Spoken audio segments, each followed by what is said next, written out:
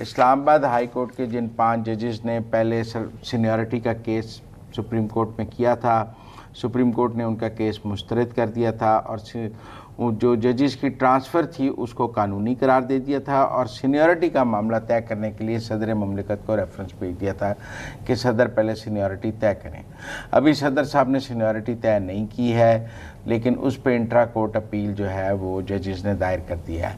اب ججز کی انٹرا کورٹ اپیل میرے خیال میں سینیورٹی کے معاملے پر تو نہیں ہو سکتی، کیونکہ سینیورٹی کا معاملہ تو صدر مملکت نے ابھی طے کرنا ہے۔ یہاں تو وہ یہ کہہ رہے ہیں کہ سینیورٹی کا معاملہ طے کرنے کا صدر مملکت کو اختیار حاصل نہیں ہے، اور جو ٹرانسفرز ہیں وہ غیر قانونی ہیں۔ کیا اس کے کتنے چانسز ہیں؟ مجھے نہیں لگتا کہ ان کی انٹرا کورٹ اپیل بھی کامیاب ہوگی۔ نظر تو یہی ہے۔ مجھے لگتا ہے جو ججز کا ٹرانسفر ہے، دیکھیں ایک جج کے ٹرانسفر کرنے میں 3 چیف جسٹس انوالو ہوتے ہیں۔ سب سے پہلی بات، پہلے تو جس جج نے ٹرانسفر ہونا ہے اس کی کانسنٹ ضروری ہے، پھر جس ہائی کورٹ سے اس نے ٹرانسفر ہونا ہے اس ہائی کورٹ کے چیف جسٹس کی کانسنٹ ضروری ہے، پھر جس ہائی کورٹ میں اس نے جانا ہے اس ہائی کورٹ کے چیف جسٹس کی کانسنٹ ضروری ہے، اس کے بعد چیف جسٹس پاکستان کی کانسنٹ ضروری ہے، پھر جا کے صدر پاکستان اس ٹرانسفر کو کرتے ہیں۔ تو یہ ایک بڑا کمپلیکیٹڈ پروسیجر ہے ججز کی ٹرانسفر کا۔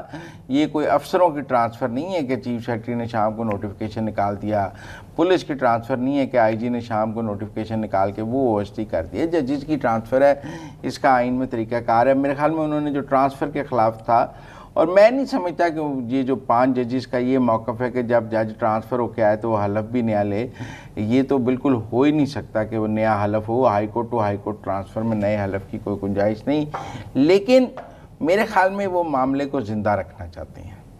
ایک یہ جو آئینی بینچ کا فیصلہ ہے، انہوں نے اس کو انٹرا کورٹ اپیل کی ہے، وہ ابھی اپنا معاملہ زندہ رکھنا چاہتے ہیں تاکہ سرفراز جوگر صاحب کی چیف جسٹس کو کنٹروورشل رکھا جائے اور وہ اپنا مقدمہ زندہ رکھیں۔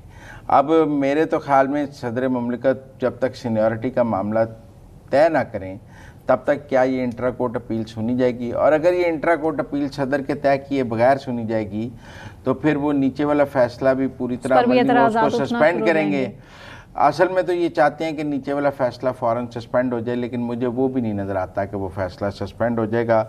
لیکن اسلام آباد ہائی کورٹ کے 5 ججز نے جو ہیں یہ کٹھے ہیں چیف جسٹس کے خلاف۔ اب آئین میں ایسا کوئی 6 ججز بھی کٹھے تھے، آپ کو یاد ہوگا خط۔ آئین میں ایسا کوئی راستہ موجود نہیں کہ اگر آپ اپنے چیف جسٹس کے خلاف کٹھے ہو جائیں تو چیف جسٹس آپ کا کچھ کر سکتا ہے، کچھ نہیں کر سکتا۔ جج یونین بنا لیں، جج چیف جسٹس کے خلاف محاذ بنا لیں، یہ آئین کے مطابق ہے، اور کل کا جو فیصلہ تھا مخصوص نشستوں کا وہ آئین کے مطابق تھا، وہ آئین کے مطابق تھا، اور یہ آئین کے خلاف جو منصور علی شاہ صاحب کا فیصلہ تھا وہ آئین کے مطابق نہیں تھا۔ اس میں ری رائٹنگ آف دا کانسٹیٹیوشن تھی، کانسٹیٹیوشن سے تجاوز کیا گیا تھا، اور کانسٹیٹیوشن کو واپس اپنے فریم ورک میں لانا امپورٹنٹ تھا۔ میرے خیال میں جو آئینی بینچ نے اب فیصلہ کیا ہے، دیکھیں آئینی بینچ نے کیا فیصلہ کیا ہے، اس نے پشاور ہائی کورٹ کا فیصلہ بحال کیا۔